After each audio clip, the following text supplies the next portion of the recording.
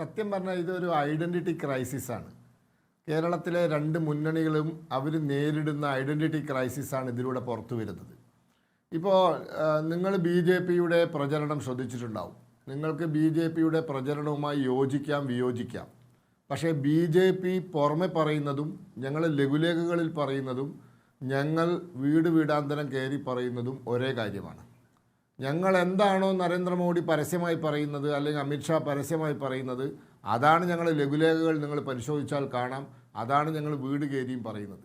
കാരണം ഞങ്ങൾക്ക് ഞങ്ങളുടെ ഐഡൻറ്റിറ്റിയിൽ പൂർണ്ണ വിശ്വാസമുണ്ട്. ഞങ്ങൾ ഇതാണ്, ഇങ്ങനെയാണ് BJP, ഇതൊക്കെയാണ് BJP എന്ന് പരസ്യമായി പറയാനും അത് അംഗീകരിക്കുന്നവരുടെ വോട്ട് തേടാനുമുള്ള ആത്മവിശ്വാസവും ധൈര്യമുണ്ട്. പക്ഷേ ഈ കേരളത്തിലെ ഈ രണ്ട് മുന്നണികൾ, അതായത് വിശാല ഇന്ത്യ മുന്നണിയുടെ ഭാഗമായിട്ടുള്ള ഈ രണ്ട് മുന്നണികൾക്ക് അതിനുള്ള ആത്മവിശ്വാസമില്ല. അവർ പുറമെ പറയുന്നതല്ല വീട് കയറുമ്പോൾ പറയുന്നത്. ഇപ്പോൾ വടകരയിൽ എനിക്ക് കിട്ടിയ വിവരമനുസരിച്ച് തുടക്കം മുതലേ രണ്ട് കൂട്ടരും LDFും UDFും ചില പ്രത്യേക സമുദായങ്ങളെ കേന്ദ്രീകരിച്ച് നമ്മുടെ ആളാണ് സ്ഥാനാർത്ഥി, മറ്റേയാൾ നമ്മുടെ ആളല്ല, ഒരു തരത്തിലും വോട്ട് ചെയ്യരുത് എന്ന രീതിയിൽ പറഞ്ഞിട്ടുണ്ട്. അത് പരസ്യമായ രഹസ്യമാണ്, എല്ലാ സ്ഥലത്തും അറിയാം. പരസ്യമായ രഹസ്യമാണ്. രണ്ട് കൂട്ടരും രണ്ട് പ്രത്യേക സമുദായങ്ങളെ കേന്ദ്രീകരിച്ച് അത്തരത്തിലുള്ള പ്രവർത്തനങ്ങളും പ്രചരണങ്ങളും നടത്തിയിട്ടുണ്ട്. പക്ഷേ അവർ പുറമെ പറഞ്ഞതൊക്കെ പഞ്ചാര വാക്കുകളാണ്. അവർ പുറമെ പറഞ്ഞതൊക്കെ മതേതരത്വം, ഹമാസ്, പാലസ്തീൻ, ആഗോള എന്താ പറയുക വലതുപക്ഷ ഫാസിസം, അത് ഇത് നരേന്ദ്രമോദി, ഗുജറാത്ത് കലാപം, ഇങ്ങനെ കേട്ടാൽ സുഖം തോന്നുന്ന വാക്കുകളാണ് പുറമെ പറഞ്ഞത്.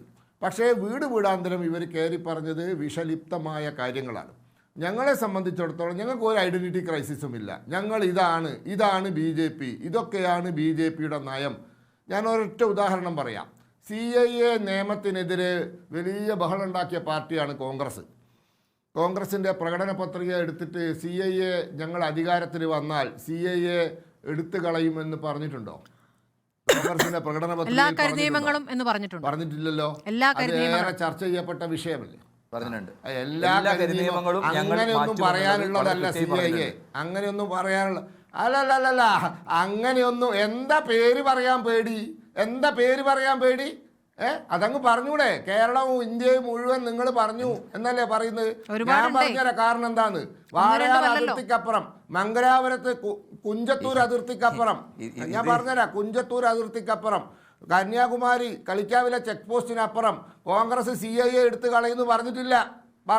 ഉത്തർപ്രദേശിൽ തെരഞ്ഞെടുപ്പ് നടക്കുകയാണ്. ഉത്തർപ്രദേശിൽ ഇലക്ഷൻ നടക്കുക. പറയോ രാഹുൽ ഗാന്ധി റായ്ബറേലിയിൽ ഞങ്ങൾ അധികാരത്തിൽ വന്നാൽ CAA നിയമം എടുത്തു കളയുന്നു? പറയോ?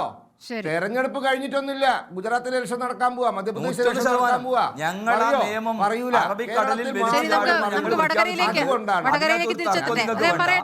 ഞാനൊന്ന് പറഞ്ഞോട്ടെ. ഇതാണ് വടകരയിലും സംഭവിച്ചത്. വടകരയിൽ പുറമെ പറയുന്ന നേതാക്കന്മാർ പ്രസംഗിച്ച ലഘുലേഖകളിലുള്ള കാര്യങ്ങളല്ല രണ്ട് മുന്നണിയും പറഞ്ഞത്.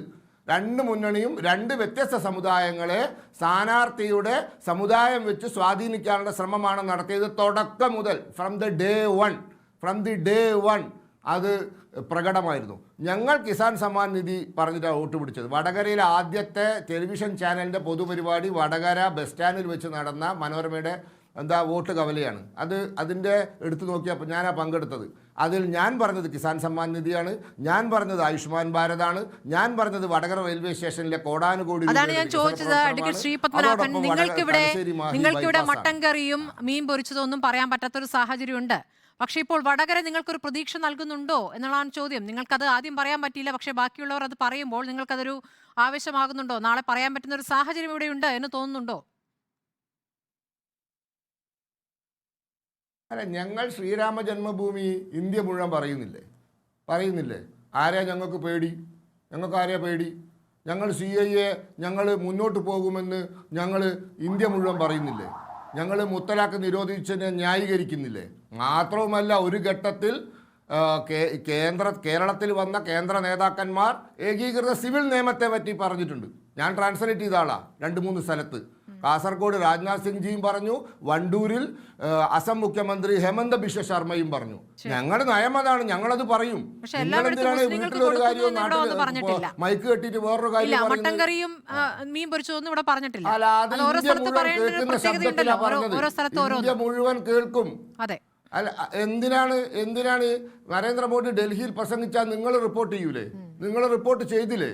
ഞങ്ങൾക്കായിട്ട് പേടിയൊന്നുമില്ല. നരേന്ദ്രമോദി പറഞ്ഞത് അതാണ് ഞങ്ങളുടെ നയം, അതിൽ ഒരു വ്യത്യാസമില്ല. വീട്ടിൽ പോയി വേറൊന്നും പറയില്ല, വീട് ചേരുമ്പോൾ വേറൊന്നും പറയൂല, അത് തന്നെയാണ് നയം. ശരി.